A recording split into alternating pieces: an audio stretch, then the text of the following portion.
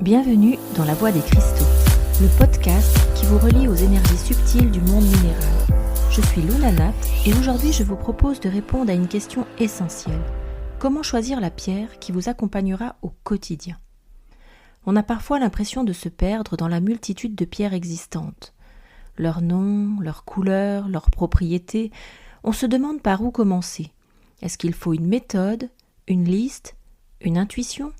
Et si je vous disais qu'il n'y a pas une seule bonne manière de choisir une pierre, mais plusieurs chemins, et qu'ils mènent tous au bon endroit ? Le plus beau, c'est que souvent la pierre vous choisit. Vous êtes dans une boutique ou même en train de naviguer sur un site et votre regard est attiré sans raison vers une pierre. C'est comme un appel silencieux. Elle vous parle d'une manière qu'on ne peut pas expliquer. Faites confiance à cette intuition. Notre corps, notre cœur, nos énergies savent parfois mieux que notre mental ce dont nous avons besoin.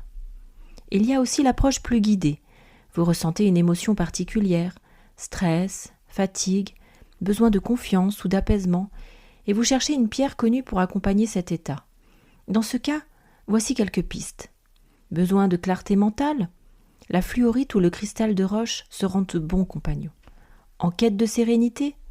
L'améthyste ou la lépidolite. Pour renforcer la confiance, l'œil de tigre ou la citrine seront de très beaux alliés. Mais attention, ce ne sont que des repères. Chaque pierre est unique. Même deux améthystes peuvent vibrer très différemment. L'important est ce que vous ressentez. Certaines personnes choisissent aussi en fonction des chakras. Chaque centre énergétique du corps est associé à des couleurs, des pierres. Par exemple, le chakra du cœur lié à l'amour, à l'ouverture, résonne avec le quartz rose ou la malachite. Si cette approche vous parle, elle peut être un beau fil conducteur. Et puis il y a la voie symbolique, la date de naissance, le signe astrologique, la pierre du mois. C'est une jolie façon de créer un lien personnel avec un minéral, comme un talisman naturel. Ma suggestion, laissez-vous du temps. Prenez une pierre dans vos mains, respirez et demandez-vous ce que vous ressentez. Chaleur, picotement, apaisement, et même parfois du rejet.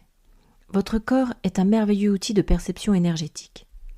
Choisir une pierre, c'est un peu comme rencontrer un allié, quelqu'un qui va marcher un bout de chemin avec vous, dans le silence, la présence, l'énergie. Vous pouvez commencer avec une seule, et petit à petit sentir le besoin d'en inviter d'autres dans votre univers. Dans l'épisode suivant, je vous présenterai une pierre très spéciale, l'améthyste. Elle est douce, spirituelle, profondément apaisante. Vous verrez pourquoi tant de personnes la considèrent comme une alliée essentielle. En attendant, si une pierre vous appelle aujourd'hui, écoutez-la. Peut-être qu'elle vous murmure déjà ce dont vous avez besoin.